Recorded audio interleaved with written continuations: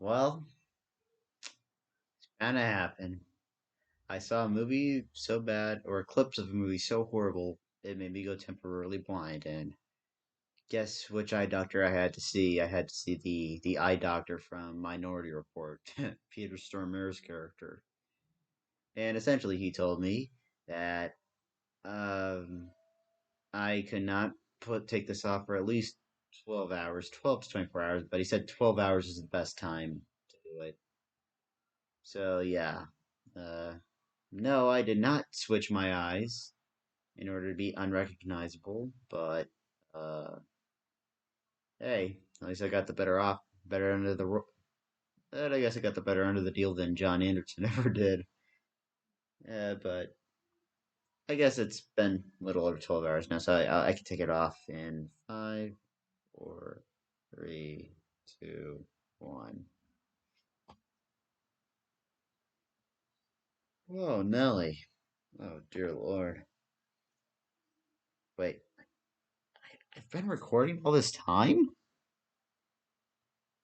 Son of a bitch! Take this button away.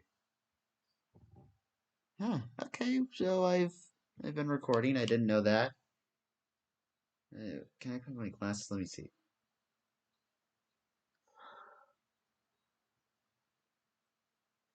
Uh, yeah. Okay. I can see well.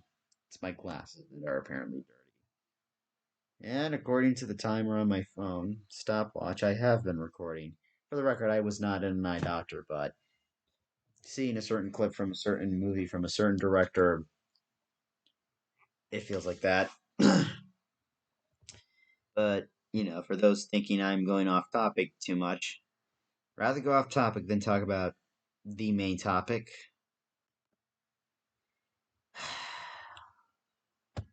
So, there are films, my dear children. Uh, there are certain directors considered the worst. You have Ed Wood, and you have, I don't think because The Room is his only directorial feature, Tommy Wiseau.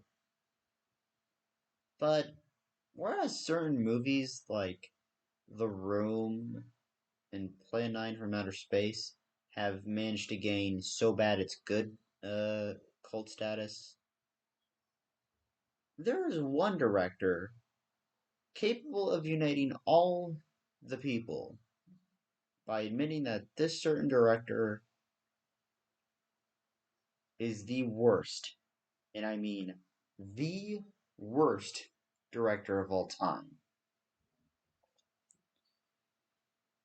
And that director's name happens to be someone who is generally considered the cinematic, equivalent of Adolf Hitler, Uwe Boll. But the difference is Hitler at least had the courage to blow his brains out. And I don't condone death on anyone. I am not that horrible of a person, but Uwe Boll films are so horrible that even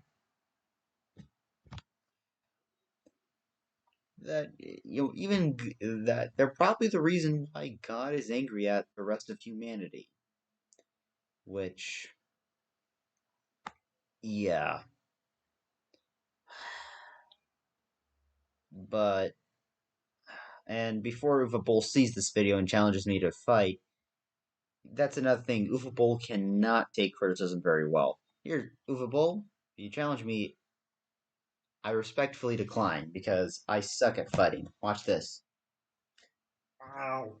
Ow! Oh, damn it. Ow. Don't worry, we don't get a black eye, but I can. I have a bit of a mean right hook when like, why are you hitting yourself? Why are you hitting yourself? Why are you hitting yourself? I hope that one day when, you know, I hope there will come a certain day where God will test humanity. But we have here Nostalgia Critic, well, Alone in the Dark, reviewed by the Nostalgia Critic. So let's suffer through the pain of the evils of Uwe Boll, you know, the devil reincarnated. At least we have Doug here to suffer along with us, so at least I know I'm not alone. Dear Lord God in heaven, dear Lord God Almighty in heaven, have mercy on my soul. I'm thankful. Actually, my Bible's in the living room.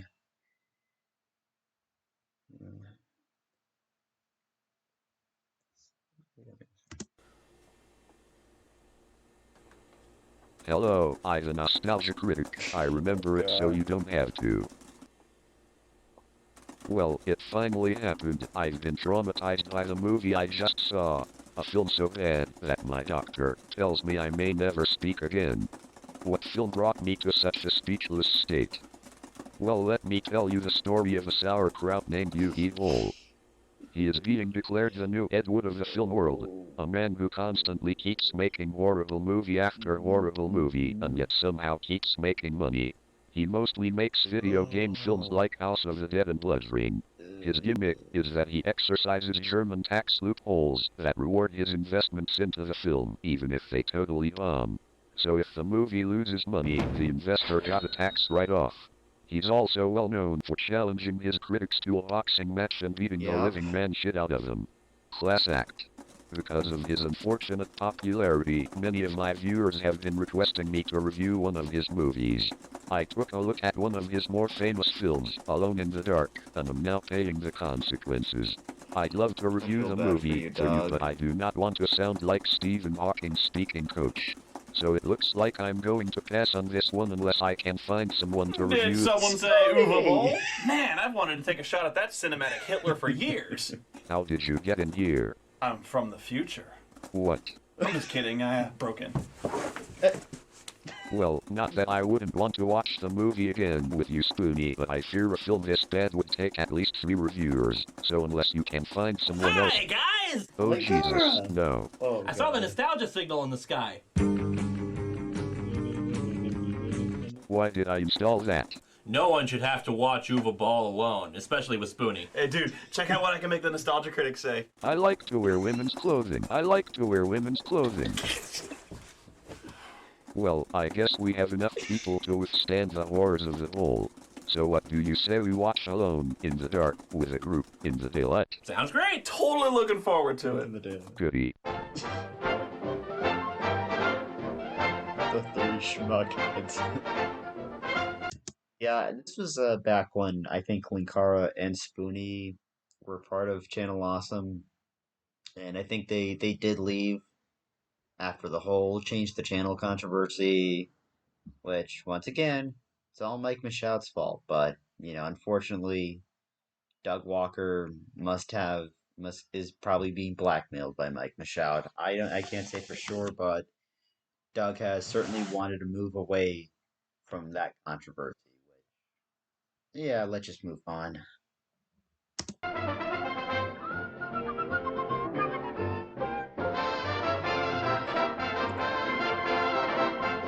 the way, I'm not Catholic, but this is my hand's not hurt. So we start off with an opening text scroll explaining the background of the story. Mine workers discovered the first remnants of a long-lost Native American civilization, the Abkhani. It's totally not meant to be. Actually, sorry, the only thing I've heard of was the Abkhana, which is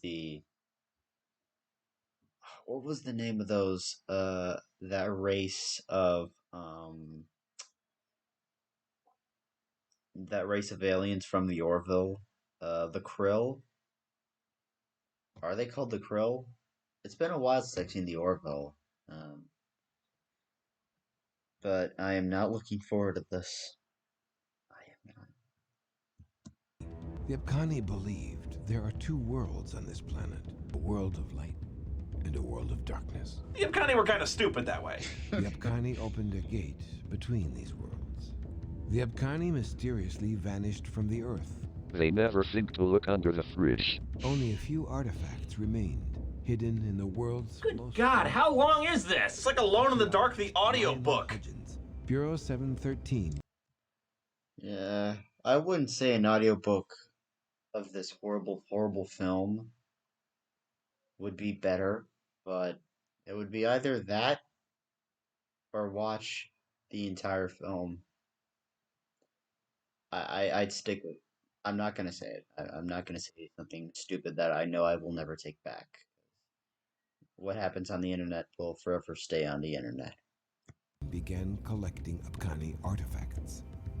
When the government... Guys, how much text is in this movie? This isn't a bill for health care. Let's get to the friggin' action already. There, he conducted savage experiments on orphaned children. Boring. This is so boring. This is so boring. Get to the show. Survived as sleepers, lost souls awaiting the moment of their calling. Oh, thank Wait, God. I missed something. Could you start it again? No, we don't need to see any more of that. No. Doc, no, don't. We do not rewind over old movies. We get through them. We don't go back. So I guess 22 years before that onslaught of rambling text, there was a sweet, innocent old nun who ran a lovely little orphanage where she sold her children to the most adorable science experiments. Wait, what? The children are It's my about us. responsibility. We've been through this before. These children have been specially selected. It's not about a few children. It's about the future of our species. Wow, James Lipton has found a way to become even hammier. Oh. So one of the kids escapes from the evil experiments and I just hides in the hope that safest isn't place he can actually think James of, a high Lipton. voltage electricity box. Because we're... But it's okay. He's saved by a flash forward to the future. Oh no, he grew up into Christian Slater. Did you have a nightmare? My mommy says that there's nothing to be afraid of in the dark. My mummy also says I should pick an accent before I act. This is Edward, our main character, who makes his living as a professional monologuer. My name is Edward Carnby, and I'm here to protect you from the things you don't believe. You see, there's a world around you that you've trained yourself not to Sometimes see. So maybe you're thinking I'm an asshole scaring that kid for no reason. No, we think you're an asshole for a lot of other reasons. When I was 10, I lost my memory. Gone. Erased. You don't have to believe me. Why start now? What do you do? I'm a paranormal investigator. I hunt and track down the strange and unusual. I think his performance in The Wizard is an upgrade compared to this. That cab's been following us since we left the airport. Oh, losing? man. I will say, probably my favorite Christian Slater performance is Clarence Worley in True Romance. I freaking love that movie. That movie's so great. But how do you go from, a good movie like True Romance to this? That's where if you gotta fire your agent immediately. Wouldn't mind. Be careful! Jesse Ventura's been known to kill people! So they have themselves a little car chase until the Ventura douche nails them in a corner. Slater tells the cab driver not to move. So long, rare white cab driver guy! You know, for protecting us from the things we don't believe in, he really sucks at it. No shit, So Sherlock. rather than just attacking the guy, he climbs up a fence, walks over a bridge, and then attacks the guy. I guess he figured he could use the exercise. My God, I'm muting. Going back 5 seconds. 1, 2. Hold on. 1, 2, 3, 4, 5, 6. My God. This must be Olivier Megaton's inspiration for the editing in Taken 3. Oh God. Alright, bet. Guess he figured he could use the exercise.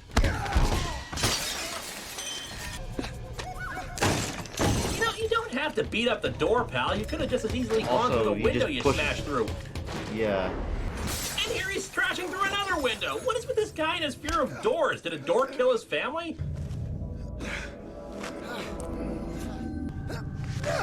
What is with the physically impossible Street Fighter move? Sonic boom! Nobody can levitate a kick like that from off the ground. Unless, of course, the man was... Chuck Norris? No, So don't Slater drag tries that to meme shoot the into guy, but this. it turns out bullets are just like milk duds being thrown at him. Or Yes, because it worked so well the first time. Yeah.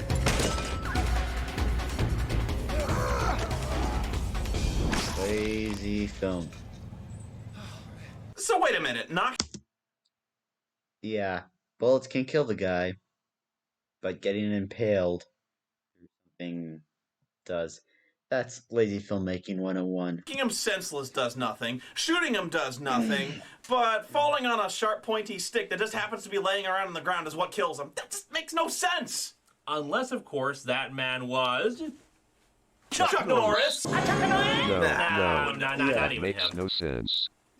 So we cut to a scientist named Aileen, played by Tara Reid. How do we know?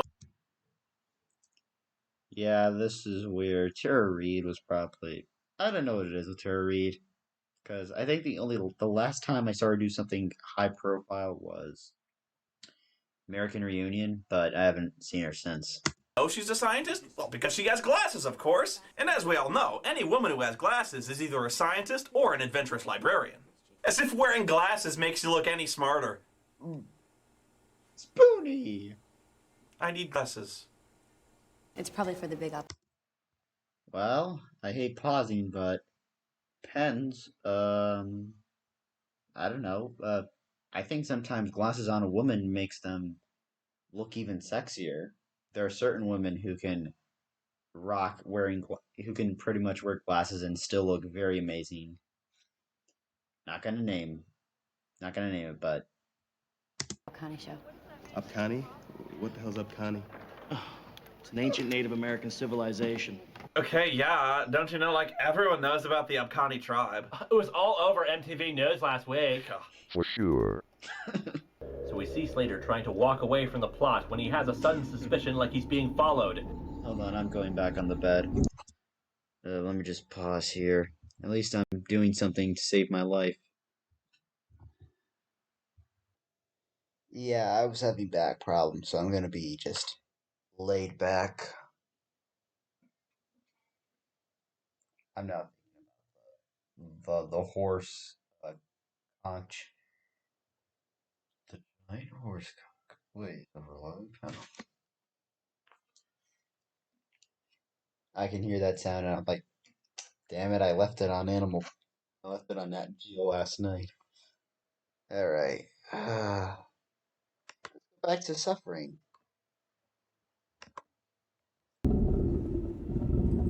And, he's not. Huh. You know, from the way they were shooting, I could have sworn he was being followed. Nope, he's just walking home with no conflicting obstacles whatsoever. Lazy filmmaking 101. Kind of pointless, really. Yeah. So it turns out, a paranormal agent makes pretty good money, as he lives in what looks like a mix between a garage and a furniture showroom. So he looks at his archaeological decoder ring to see if he can find any clues as to what it translates out to. Son of a bitch. We then cut to a ship in the middle of the sea where Professor Lionel Hudgens and Gordon Fisherman here make an incredible discovery. A box made out of 100% pure gold. Whatever's inside must be worth a fortune. Oh, you have no idea. But faster than you can say, hands off me booty, the sailors lock the professor in another room and try to steal the box away, opening it up and releasing a horrible creature. Oh no, my acting is going Shatner. For some reason, everyone decides to just walk off the movie.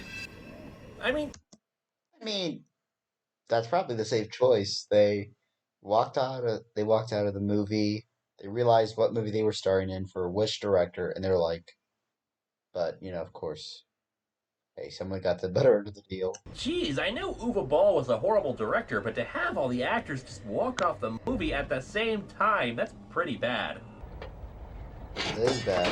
So the professor opens up the door that was just locked a second ago to find that the entire crew has been murdered.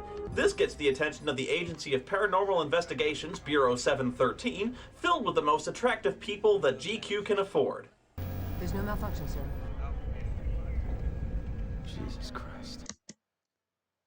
Let me see if Stephen Dorff ever. That's Stephen Dorff, Deacon Frost from Blade. I can't believe I have to just research everything now. I can't believe I'm pausing and pausing. I gotta. Oh god, I need some good night's sleep. At least 12 hours of good night's sleep. Stephen Dorff. Let me see if he's ever done anything else memorable aside from Blade. Uh, let's see. Okay, so he was in the third season of True Detective, Sofia Coppola's Somewhere. Yeah, filmography. Swear to God, it's better than what I'm watching here. Uh, Deuces Wild, Cold Creek Manor, Shadowboxer. Wait, I know that one is. Yeah, Lee Daniels. Thought that was the one. World Trade Center. Uh, okay, so he was in Public Enemies and Somewhere. That's good. Oh, Bucky Larson, Born to Be a Star, Immortals. Uh, so yeah. So the last high-profile thing he did was True Detective season 3. So at least he made the safer bet. But yeah. Hey look, it's that guy who consistently almost has a career. Stephen Dorff? Yes. Pretty much. So Slater makes his way back to his old orphanage in the hopes of figuring out the secrets to his past and the fact that some of his old friends are disappearing. It's happening again. I need your help. I want to find the others. I'll get their files. Come on. So let's go back the way we just came. Blocking at its best, folks. I was recruited into Bureau 713. What, now we're when I was back 20. here? This movie jumps around more than a Mexican jumping bean on a grasshopper on a jackrabbit on a pogo stick.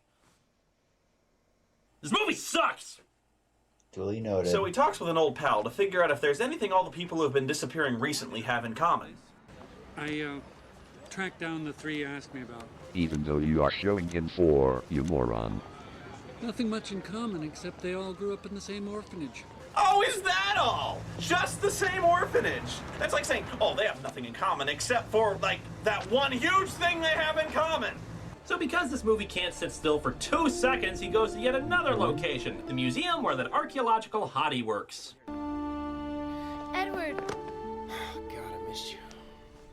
I thought you were dead, you asshole. We loves Edward, we loves him so much. Oh, we hates Edward, we hates him with all our... No. Does not work well, Doug. I'm sorry. Hold on. Christian Slater. Seriously, Critic, it just doesn't work unless you actually have the Gollum voice. My precious. No, honey, it's okay. Just call it off. So Aline analyzes the artifact and comes up with some baffling conclusions. The thing is, they're all from different locations. You don't freaking say. Sorry, I'm doing better things. I'm looking up. Let's see. Christian Slater's filmography: Legend of Billie Jean, Tucker the Man in His Dream, The Wizard, Young Guns 2, Robin Hood, Prince of Thieves, yeah, Star Trek 6, The Undiscovered Country, Cuffs, Fern Gully, The Last Rainforest, True Romance, Interview with a Vampire, Broken Arrow, a cameo in Austin Powers, International Man of Mystery, let's see what else, 3,000 Miles to Graceland, Zoolander, Windtalkers, Mindhunters, let's see, Slipstream, Igor,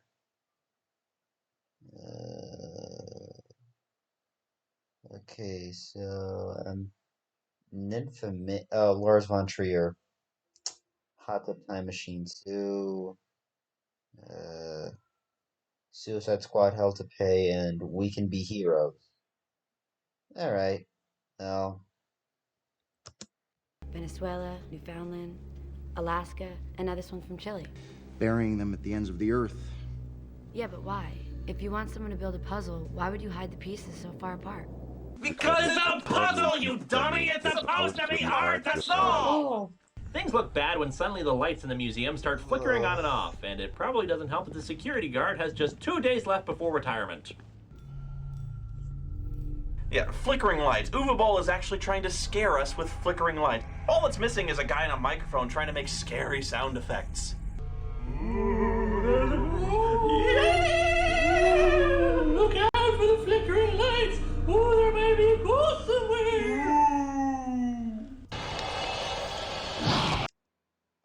Oh my god.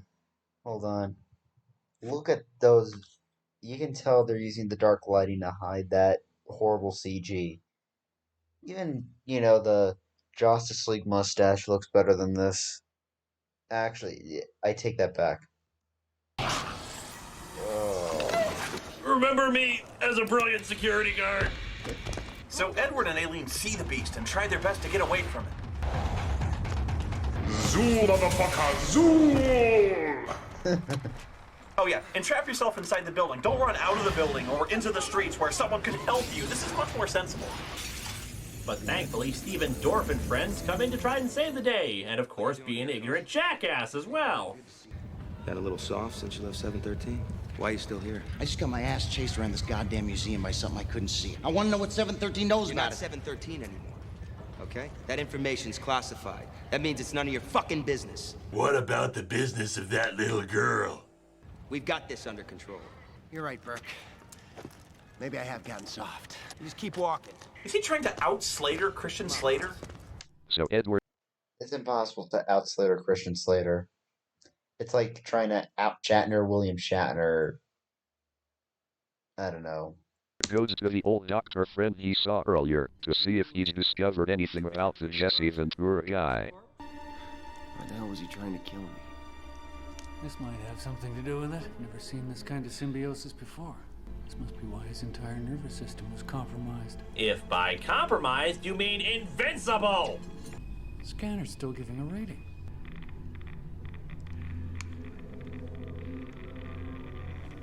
What? Well, it appears you have one too. Oh, we got a cutscene. I'll tell you later. Guy. So we see the Professor guy apparently has been keeping some of these monsters for himself, taking their blood and injecting it into his own. What does this have to do with the story? Absolutely goddamn Uwe Boll is just a weird fuck.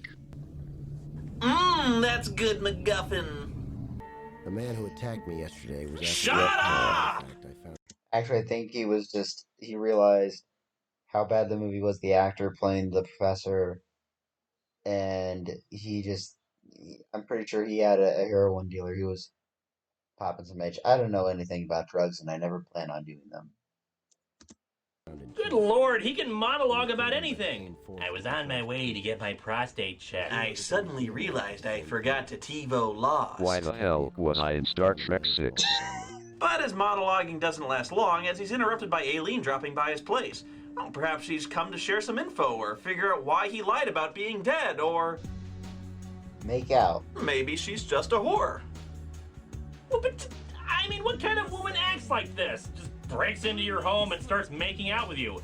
Granted, I wish more women acted like that, but this is really pushing it. Maybe she left her keys inside his mouth and can only get it out with her tongue. No, just pointless In fact, making out. how come there's no narration here? Don't you think this would be an interesting spot to have a monologue? I couldn't believe this chick. I mean, she just broke into my home and started doing... Maybe it's that new Axe body spray, or the fact that I started bathing again. Why the hell was I in Star Trek 6? What the hell was I in Star Trek 6? Seems all the pieces fit together. Oh, is that what you call what we just did? I mean, I slapped you after we hugged. You don't even want to know what I'm going to do after we had sex. Cha. Cha. Cha. Uh-oh, Uwe Boll's turning the light switch on and off again, which must mean there's danger nearby. Because what else is there? Stay there. I'll bravely abandon you so you can fend for yourself. So they're approached by more people with compromised nervous systems, but luckily their magic glowy bullets hurt them now. Zoo-ah, motherfucker! Zoo-ah, you a-hole! How many more are there? Oh great, the whole fight scene is shot in the dark so you can't see the action. Yeah, that's bad. Horrible lighting, block edge direction, everything. Uh, I've seen. No, I'm not. I don't want to say anything that I know I'm never gonna take back. I'm gonna do it myself. Yeah, see, I can do it myself. Yeah.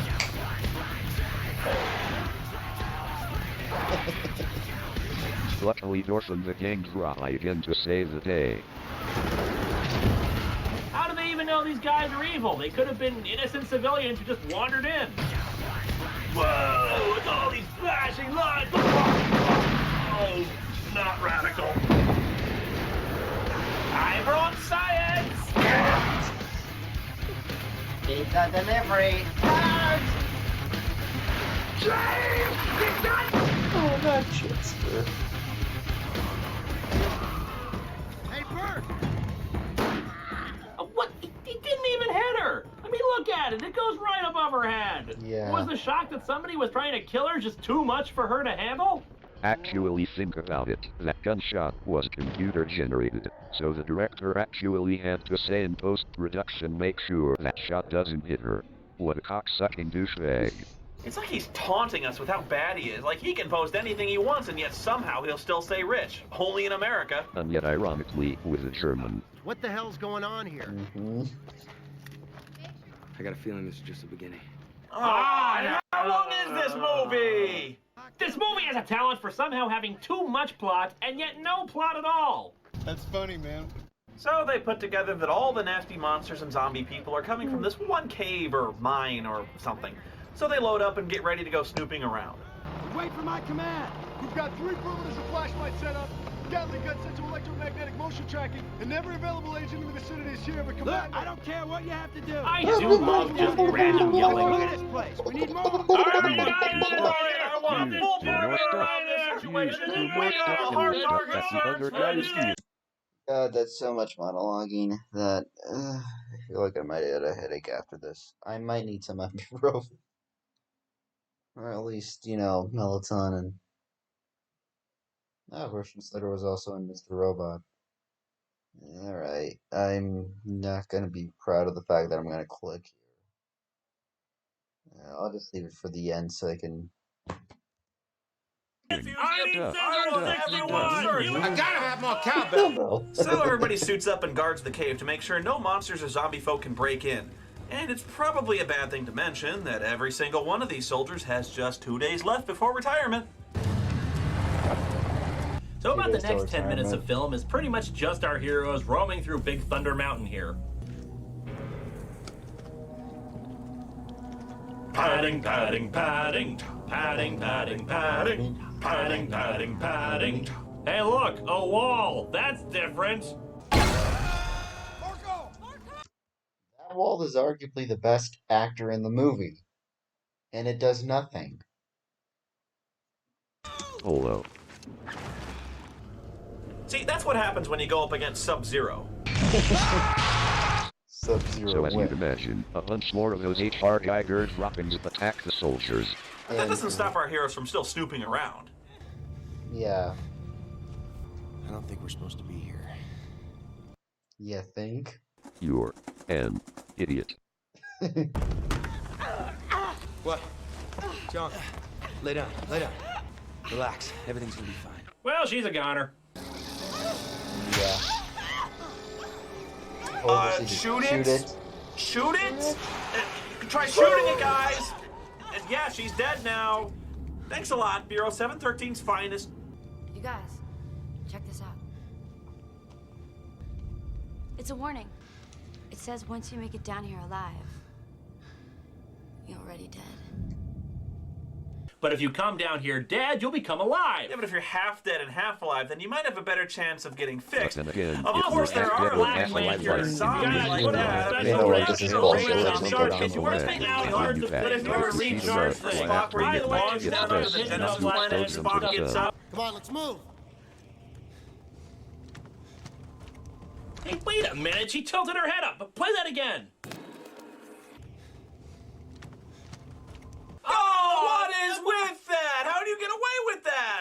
even Dorf was right. She really would be okay. Nobody associated with this movie is okay. No So the shit, GI Sherlock. schmoes work their way into a dark lab. GI schmoes, real American dickheads. Laboratory where they make an astonishing I had discovery. 713. They implanted us with those things. We've been trying to stop something. They created the whole time. My guys are dying out there for nothing. For fucking nothing! God damn it! Alright. I'm acting. Oh, you do that thing. I'm acting. I like to wear women's clothing. I like to wear...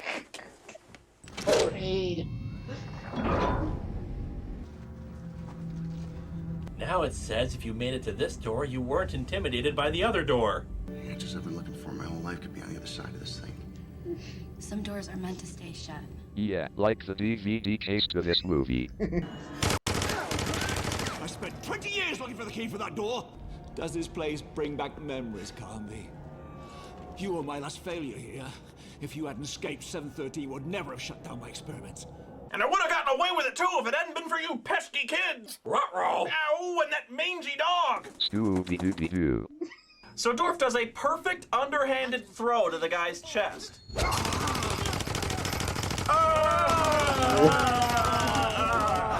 So then they open the door and find that all sorts of monsters are there ready to meet the world. They decide the only logical thing to do is what all people with explosives do: explode things.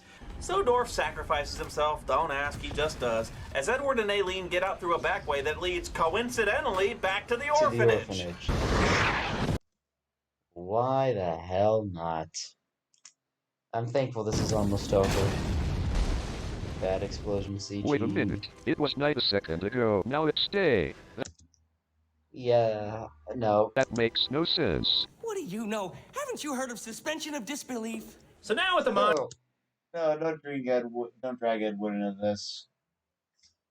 At least one thing about Ed Wood that I will say is that at least he didn't take people serious. Is like, even though he was a bad director, at least he didn't really care about what other people thought. At least that's what I don't know. I've got monsters blown up, everything is fine, right? No! For it turns out some other group of monsters that was never explained or shown to us attacked the city while they were fighting in the cave, resulting in a complete evacuation of the entire city, all in one night!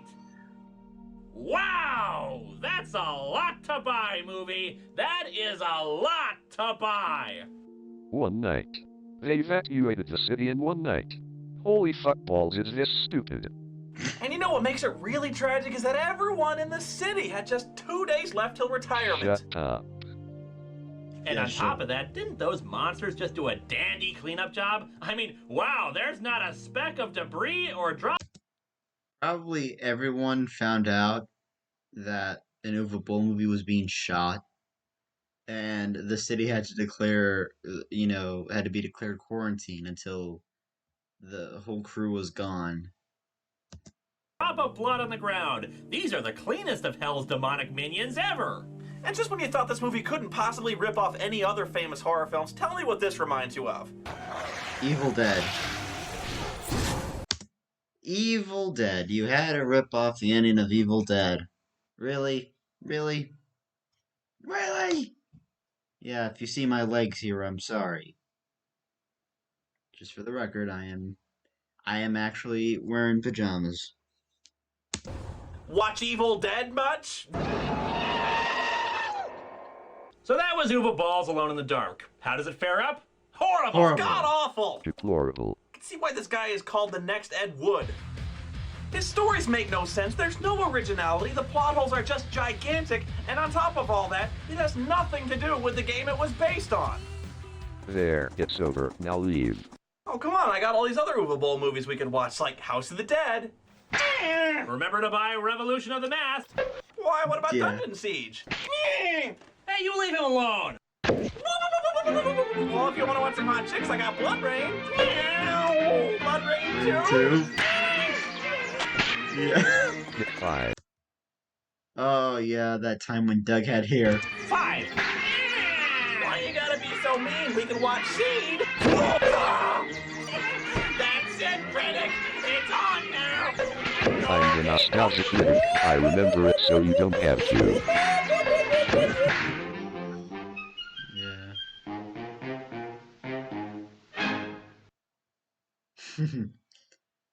Yeah.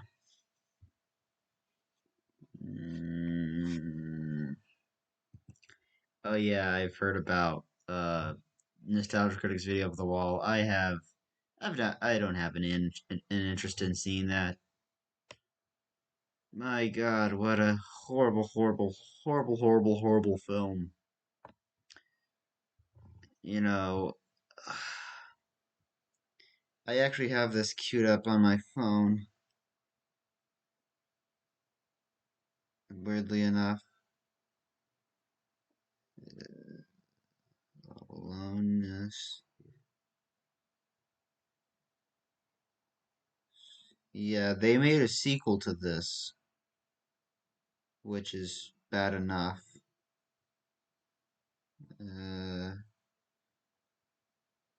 Four composers worked on this movie, which means that probably every composer who worked on this movie, just to give you a heads up, I don't know if you can see it, four composers worked on this movie. A lot. 96 minutes, it felt longer. 20 million, 12.7 million. I am now trying to figure out, let's see, Steven Dorff.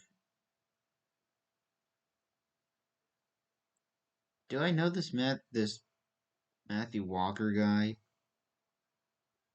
I'm looking at this here. So the guy who plays the professor here is most known for his role in Little Woman in the original movie, the original 1994 movie, as Mr. March, and he was also in Night at the Museum. Then he did the Bill and Ted's Excellent Adventures TV series, and an episode of Smallville. So he probably doesn't do a lot, and with this movie and his resume, I can understand why.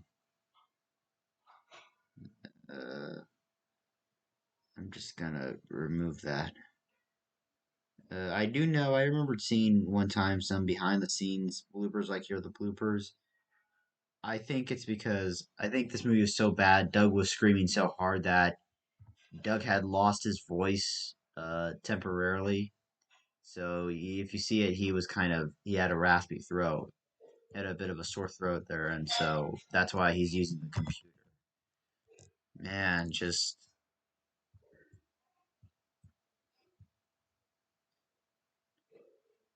God, the fact that this movie exists is like a sin against humanity. Actually, let me check.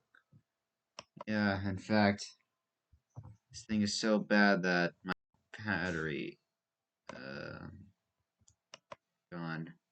I think it's because I use my laptop too much that I can't even with this film. If I'm not mistaken, I'm going to grab the phone again. Actually, screw it. I'm gonna look it up.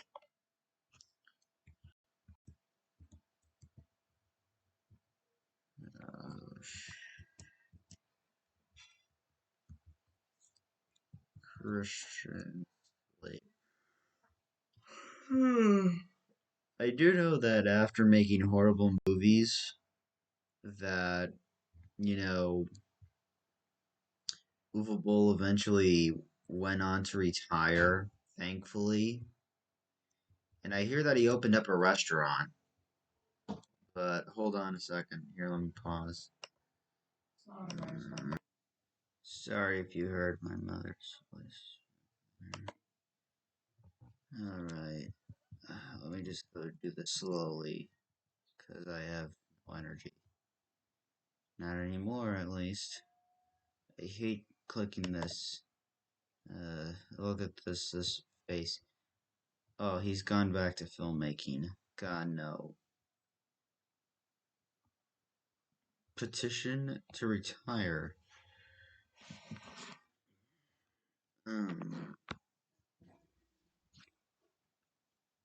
The only, oh jeez, like, what did he? Okay, so he's back to making movies again. God have mercy on my soul. God have mercy on all of us for ever having to see clips, at least, or at least having to hear the name of a bowl. That's just, yeah. So at least Doug was there to help get us through it, and Linkara and Spoonie, and I think I'm gonna end it here because, frankly, I am tired. Just want to sleep. I don't even want to look at this. I'll leave a link to the original video down below. I'll also leave a link to Channel Awesome. As you can see, it's very late as well, like 11 p.m. Late enough. But yeah, I'm going to sleep. I guess I could thank you all for watching. At least I know I'm not alone. Because, well, I mean, that's irony because I was watching a video based on Alone in the Park. But I'm gonna end it here. I'll just wish you all Godspeed. And, take care.